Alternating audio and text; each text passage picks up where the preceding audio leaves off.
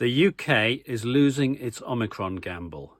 Here is next week's news, next month's news. There are going to be many more hospitalisations and deaths because of lack of sufficient effective action to counter the very infectious Omicron variant. My name is Mike Cashman. If you find what I'm saying interesting, please subscribe to the channel. So I made a video a few weeks ago called the Omicron Gamble. There were things that we did know then and things that we didn't know. We didn't know how effective the vaccine would be. We now know. Triple vaccine is quite effective against Omicron. Double vaccine, not so much. We also know more about the impact of Omicron. Indications confirming that it's perhaps up to 75% less dangerous in terms of resulting in hospitalizations and deaths. That may sound like good news. However, that has to be taken into account with the number of, or the percentage of infections, the number of infections. So we were running at about 50,000 infections per day in the UK. We're now already at 200,000, 4 times as many, and rising steeply. And that means that it may be 75% less dangerous, but if there's 4 times as many cases, that advantage has already been lost and is being lost further. The UK is making the same mistake as I pointed out in May and in July, and is looking at the current numbers and not at the trend. And, you know, there are people saying, as I've referred to, oh, well, the ratio of hospitalizations to cases is much lower with Omicron than with Delta. That's true. Ratio of deaths to cases is hopefully lower with Omicron than with Delta. That's also true. But the clue is in the word ratio. Because if the graph of cases is going up rapidly, then if there's a ratio, it means it's proportional, which is a reasonable assumption. And that means that lagged from that graph, the graph of hospitalizations will also go up rapidly. The graph of deaths lagged further will also go up rapidly.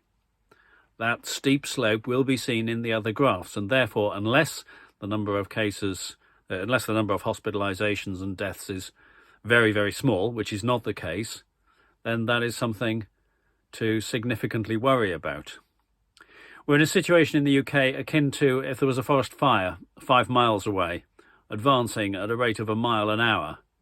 And we might look at that forest fire and say, well, yes, it's spreading fairly fast, but, you know, it hasn't consumed many homes yet. No, but it's coming our way.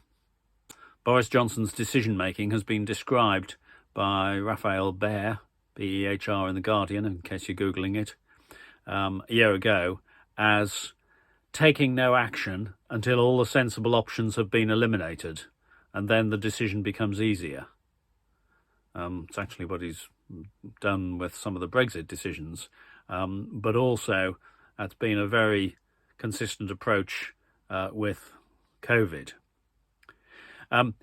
Getting a large proportion of the population vaccinated with a triple booster, that was a good thing to do.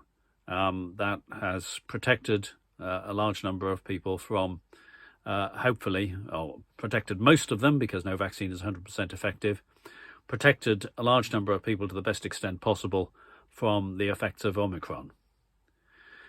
But the NHS is under a significant strain and is going to be under much more because we haven't done enough to stem the spread of Omicron, and the graphs, as I say, are going like that. If you want the latest data whenever you're watching this, I recommend you follow Chris Chirp on Twitter, Christina Pargle, CHRISCHIRP. I'll put that on the screen.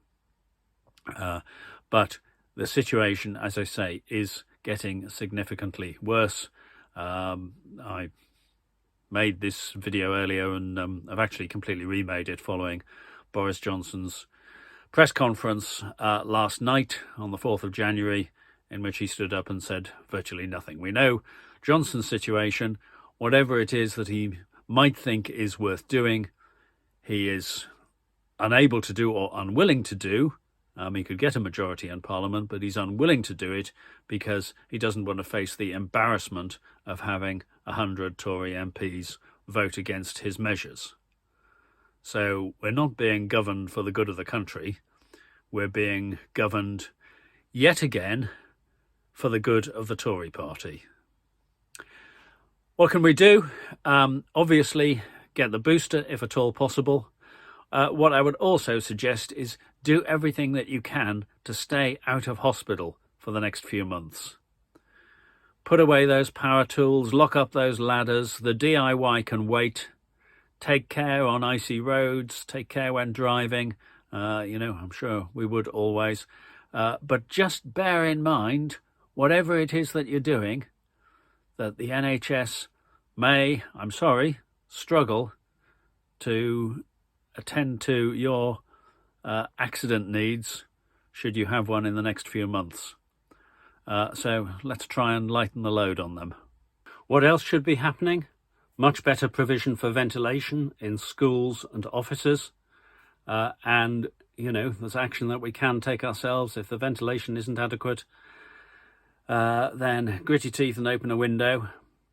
We can take better precautions ourselves to avoid spreading infections to other people. And we could do with much better support for isolation, including financial support. And you can see great recommendations on these and other matters from Independent Sage. And I do recommend that you follow the Independent Sage briefings, which are on every Friday lunchtime at 1:30, and you can catch up watching them. Just look at the Independent Sage page on Facebook. There we are. That's Britain in 2022.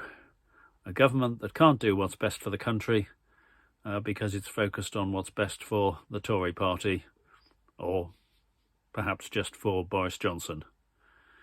Where have we heard that before? If you found this interesting, please subscribe to the channel. Britannia Waves the Rules. Thank you.